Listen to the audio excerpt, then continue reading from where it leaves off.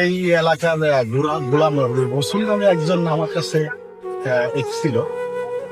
সে অত্যন্ত নিপীড়িত একজন মানুষ, এবং সে আমার কাছে কয়েকবার এসেছে তার সাহায্য ব্যাপার, কিন্তু আমি সময় মতো আসতে পারিনি এবং তার সাথে দেখা করতে পারিনি। এবং সে আমাকে বলেছে যে আমি যে ঘরটায় বসবাস করছি সেই ঘরটা থাকার মতো একেবারেই অনুপযোগী, আপনি আমাকে মেহরবানি করে একবার দেখে যাবেন। তো আমি তখন বলছিলাম ঠিক আছে, আমি সময় মতো তোমার কাছে আসবো, কিন্তু আসলে আমি সময় ভাবে দিতে পারিনি বিধায় আমি আজ আসছি তাকে দেখতে। আহ, চলেন দেখা যাক।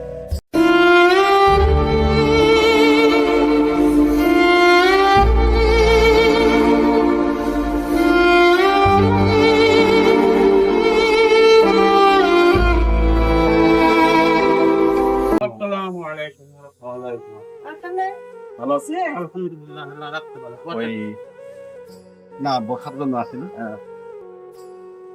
তুমি ওই যে ঘরের কথা বলছিলে, হ্যাঁ, সেই ব্যাপারে আমি বলছিলাম যে আমি নিজে গিয়ে দেখে তারপর তোমাকে বলবো আর কি।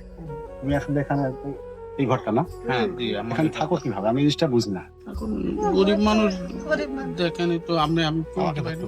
কথা বলতেছি।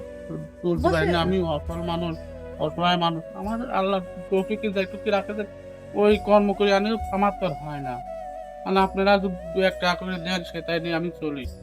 মানে আপনাদের কাছে বলেছিলাম যখন ঘরটা হতো আল্লাহ রহমতে না, আমি তোমাকে বলছিলাম যে ঘরটা আমি দেখবো, এর মধ্যে কিভাবে মানুষ থাকে। আমি তো তোমার থেকে গরিব মানুষ, কিন্তু আমি তার থেকে ভালো ঘরে থাকি।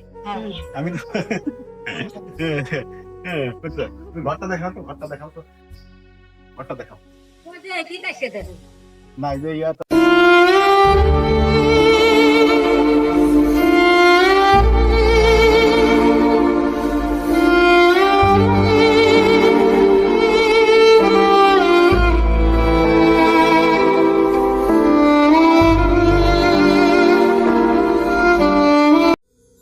ওই তাহলে আমি যেহেতু তোমাকে বলছিলাম যে এই ঘরটার ব্যাপারে আমি মেরামতের একটা ব্যবস্থা করবো আর কি। এটা আমি ব্যক্তিগত ভাবে একটা ব্যবস্থা করার জন্য আমি পুরো চেষ্টা করতেছি, দেখি আল্লাহ রহমত কি হয় আর কি। বুঝতে পারছি। তো এখানে একটা রান্নাঘর দরকার, মানে হ্যাঁ। রান্নাঘর প্লাস তোমার এই ঘরটা, বিশেষ করে এই টিনগুলো তো যখন এই বছর কিন্তু প্রচুর বৃষ্টি হলো, তাই না? বৃষ্টি হলো এবার, এই বৃষ্টিতে কিন্তু থাকা কিন্তু খুবই দুষ্কর, খুব কষ্টকর, তাই না? জি, তা আমি তাকে আগেও বলছিলাম, তাকে আমি আগেও বলছি, ও আমার কাছে গেছে কয়েকবার, বলছিলাম। তারপরে আমি চেষ্টা করতেছি কি করার জন্য কি করা যায়। আর যেহেতু আমার ঘরের অবস্থা খুবই দুর্দশা, খুব খারাপ অবস্থা, এভাবে তো একজন টিকতে পারে না। ঠিক আছে, তাহলে আমি তোমাকে আপাতত কিছু টাকা দেবো, ঠিক আছে? তুমি এই কার্যক্রমটা করবা, করার পরে আমার সাথে আবার পরে যোগাযোগ করে তারপর আমি বাকি দেখি কতদিন করতে পারি, ঠিক আছে? আর ওই তোমার এর আগে তোমার মেয়ের আমার মেয়ের একটা প্যান্ট কিনে দিয়েছিল। আপনার কাছে বলেছিলাম যে আমার একটা বাচ্চা, আপনার কাছে বলেছিলাম যে আমার একটা বাচ্চার জন্য একটা ফ্যান কিনে দেন। সেই ফ্যানটা দেন কিনে এখনো ঘরের ভিতরে আমার চলতেছে। যদি দয়া করে দেন বলে আপনাদের আমি পাইছি, না হলে তো আমি পাতাম না। ঠিক আছে, সমস্যা নেই। আমি এর পরে ঘরটা ঠিক হোক, হওয়ার পরে আমি ভালো আর একটা সিলিং ফ্যান লাগাই দেবো না, ঠিক আছে? সমস্যা নাই। আমি এটা ঠিক আছে।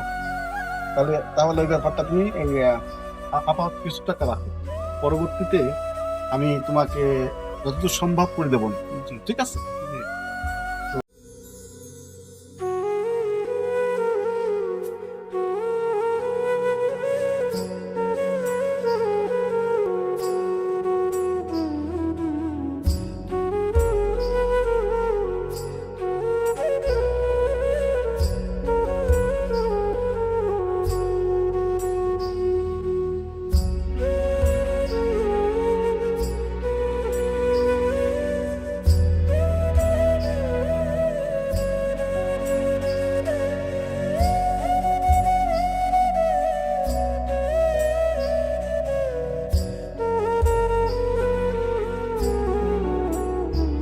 কত আছে এখানে?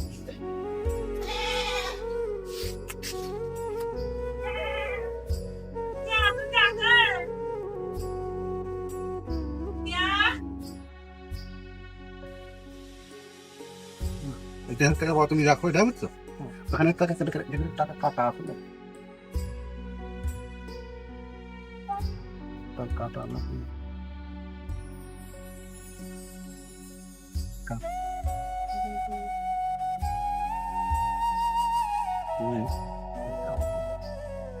কাটা এটা কাটা কাটা আছে, আমি এই জন্য তোমার কাছে নিলাম, বুঝছো? আমি খেয়াল করলাম, কিন্তু আমার চোখে পড়ছে আর কি জায়গাটা কাটা আছে। ঠিক আছে?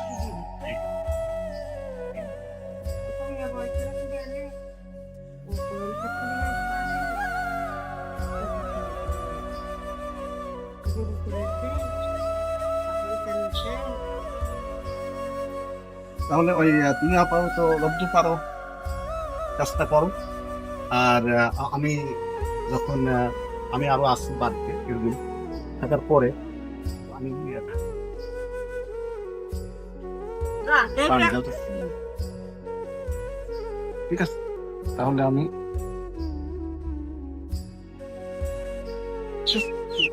আর ওই কাটাইতো না, আমার ভালো লাগছে।